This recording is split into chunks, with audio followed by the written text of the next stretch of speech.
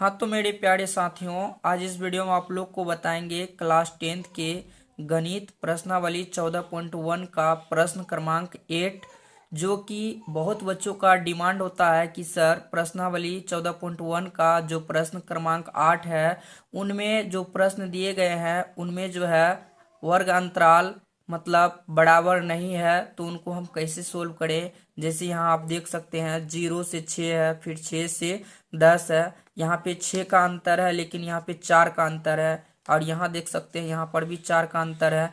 फिर यहाँ पे सीधे 6 का अंतर दे दिया है, और यहाँ पे सीधे 8 का अंतर है। 20 से 28, 38 से फिर 28 से फिर 38 है, 38 से फिर 40, जो कि यहाँ 2 का अंतर है। इस टाइप के प्रश्न अगर आपके बोर्ड एग्जाम में आ जाता है तो फिर आप उसको कैसे सोल्व कर सकते हैं, क्योंकि आप लोग उसी प्रश्न को सोल्व किए होंगे जिसमें वर्ग अंतराल समान आता हो। जैसे यहाँ पे 0 से 6 है तो यहाँ 6 से 12 होगा, 12 से फिर 18 होगा, यानी वर्ग अंतराल समान रहता था। पिछले जितने भी क्वेश्चन सोल्व किए होंगे उनमें सभी का वर्ग अंतराल समान था, लेकिन ये जो प्रश्न है ये कुछ अलग टाइप से ही प्रश्न दिए हैं। तो इनको आप कैसे सोल्व कीजिएगा तो मैं आज इस वीडियो में बेहतरीन तरीके से बताऊंगा। आप वीडियो को बिना स्किप किए लास्ट तक देखिए, और यदि आप हमारे चैनल पर नए हैं तो आप हमारे चैनल को अभी सब्सक्राइब कीजिए। ठीक है, चैनल को सब्सक्राइब करके रखिएगा तो हमारा जो भी नया वीडियो होगा सबसे पहले आप देख पाएंगे। और मैं आपको बता दूं, क्लास 10 की हमारे कोचिंग में जो ऑफलाइन कोचिंग है, हमारे ऑफलाइन कोचिंग के जो बच्चे होते हैं उनको हम अपना पीडीएफ नोट्स देते हैं। अगर वो पीडीएफ नोट्स लेना चाहते हैं तो आपको हमारा नंबर दिया गया है 790-381-913 इस नंबर पर आप कॉल करके हमसे ले सकते हैं, आपको फ्री में दी जाएगी। सिर्फ आप हमारे चैनल पर बने रहे, आपको हमारे चैनल के माध्यम से बहुत सारी चीज़ों की सुविधा प्रोवाइड की जाती है। तो चलिए मैं आप इस प्रश्न को सोल्व करके बताता हूँ कि आप इस प्रश्न को सोल्व कैसे करेंगे। तो देखिए, हमने प्रश्न को पूरा नहीं लिखा है, ये आपको प्रश्न बुक में मिल जाएगा, आप देख सकते हैं। आपको नोटिस करके देखना है कि उसमें ज्ञात क्या करना है। तो हम नोटिस करके देखे तो हमको पता चला कि माध्य ज्ञात करना है, इसीलिए हम डायरेक्ट लिख दिया माध्य ज्ञात कीजिए। और ये प्रश्न आपको क्षैतिज में दिया हुआ रहेगा, क्षैतिज में दिया हुआ रहता है तो आपको ऊर्ध्वाधर में बनाना है, जैसा कि यहाँ हम बनाए हुए हैं। ये आप देख सकते हैं क्षैतिज में बनाया हुआ था तो हम ऊर्ध्वाधर में बनाए। और देखिए, इस प्रश्न को आप जो है कल्पित माध्य विधि से सोल्व कीजिए। ठीक है, मैं आपको उचित तरीका बताता हूँ जो आपके एग्जाम में अच्छे से सोल्व हो जाए। ठीक है, ऐसे तो आप पग विचलन विधि का भी इस्तेमाल करके इनका आंसर निकाल सकते हैं, लेकिन थोड़ा सा उसमें जो है आपको डिफिकल्ट होगा। परंतु मैं आपको जो विधि बता रहा हूँ कल्पित माध्य विधि, इस विधि से अगर आप निकालते हैं तो आपको कहीं कोई भी दिक्कत नहीं होगी। तो कल्पित माध्य विधि बनाने के लिए, कल्पित माध्य विधि को लगाने के लिए जो है आपको इस तरीके से ऊर्ध्वाधर में बनाना है। बनाने के बाद फिर आपको जो है 5 स्तंभ बनाना पड़ेगा। देखिए, 1 स्तंभ, 2 स्तंभ, 3 स्तंभ, 4 स्तंभ, और ये रहा आपका 5 स्तंभ। और इसी 5 स्तंभ से हम जो है इसका आंसर निकालेंगे। तो आप सभी को पता होगा ये जो x है ये मध्य बिंदु है। मध्य बिंदु निकालने के लिए हम लोग जानते हैं, यानी वर्ग अंतराल का जो पहला है, पहला और दूसरा, इनको हम जोड़ देते हैं। जिससे 0 और 6 को जोड़ेंगे तो क्या होगा, 6 में 2 का भाग दे देंगे तो 3।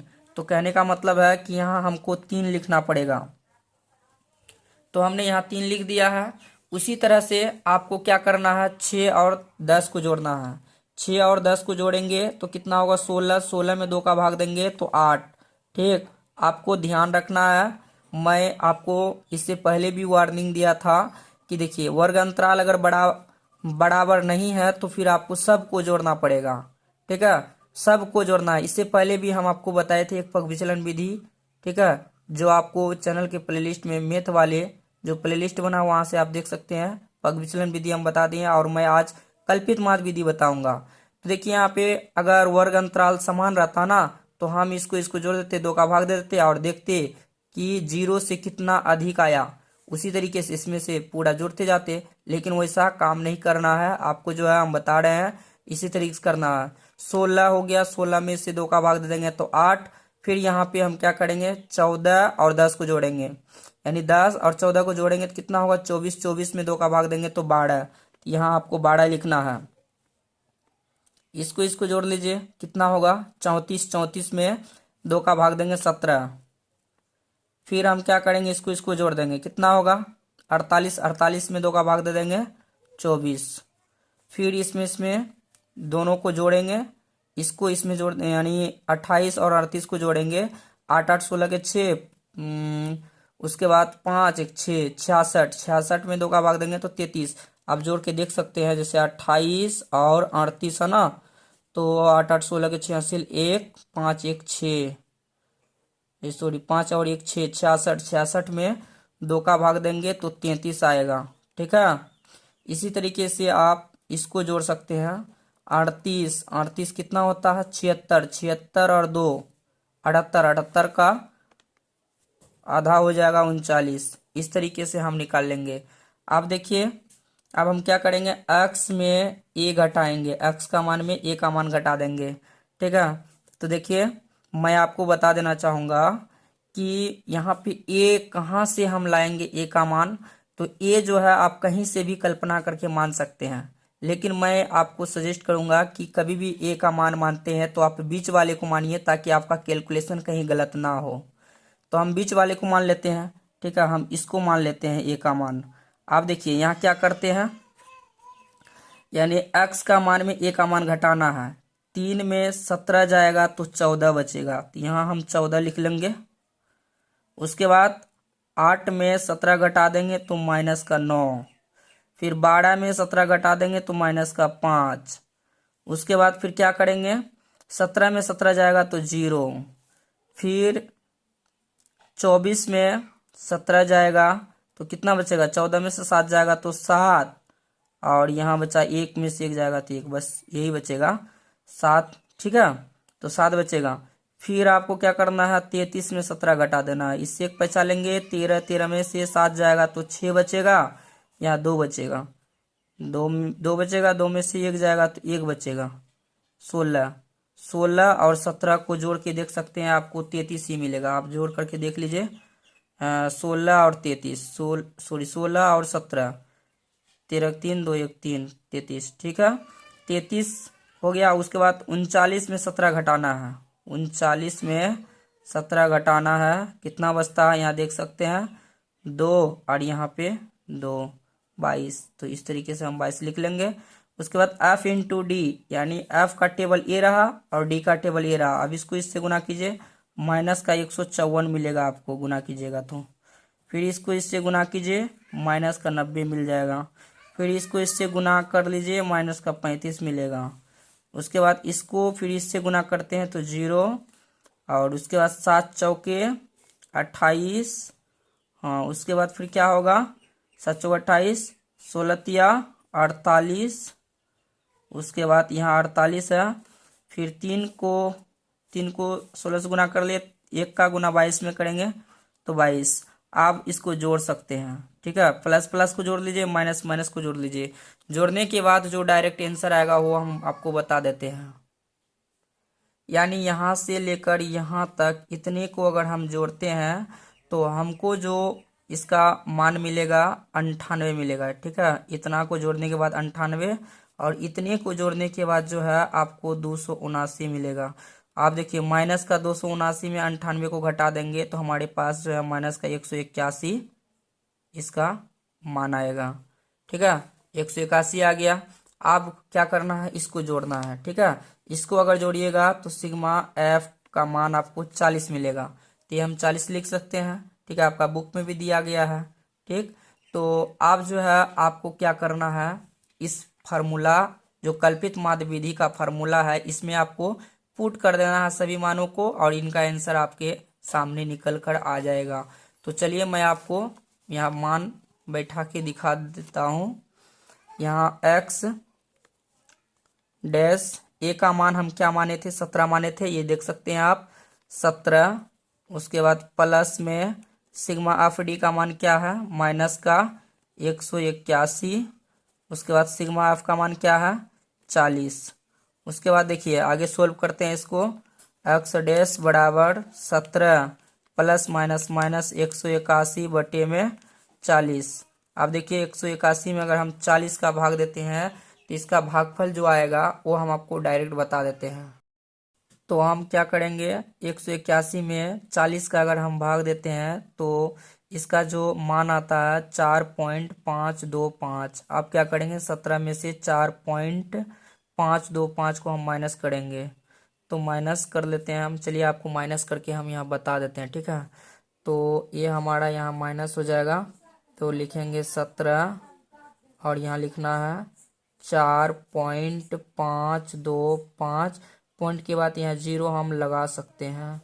उनके बाद देखिए 10 में से 5 जाएगा तो 5, यहाँ कितना बचा, 9, 9 में से 2 जाएगा तो 7, यहाँ बचा 9, 9 में से 5 जाएगा तो 4, उसके बाद दशमलव 7 में से 4 जाएगा तो 7 नहीं बचा, यहाँ पे 6 बचा, 6 में से 4 जाएगा तो 2, उसके बाद 1, यानी 12.475।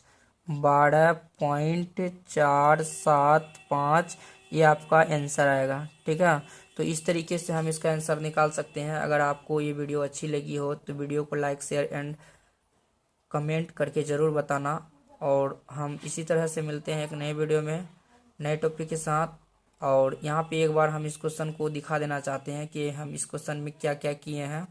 फिर से मैं आपको एक बार बता देता हूँ। ये आप देख सकते हैं, ये हमारा क्वेश्चन है। क्वेश्चन आपको बुक में मिल जाएगा, आप देख सकते हैं। आपको 36 में दिया हुआ रहेगा, तो आपको ऊर्ध्वाधर में बनाना है। इस तरीके से ऊर्ध्वाधर में हम बना लेंगे। आप देखिए, उनके बाद यहाँ पे हम जो है मध्य बिंदु निकालेंगे। मध्य बिंदु निकालने का तरीका क्या है कि पहला और अंतिम, ठीक है, इसको जोड़ देंगे और दोनों में इसको जोड़ के हम भाग दे देंगे 2 का। तो 0 और 6 को जोड़ेंगे तो 6, 6 में 2 का भाग देंगे तो 3। इसी तरीके से 10 और 6 को जोड़ेंगे 16, 16 में 2 का भाग देंगे तो 8। इसी तरीके से हम सबको जोड़ दिए। उसके बाद ए यानी डी बराबर फॉर्मूला होता है एक्स माइनस ए।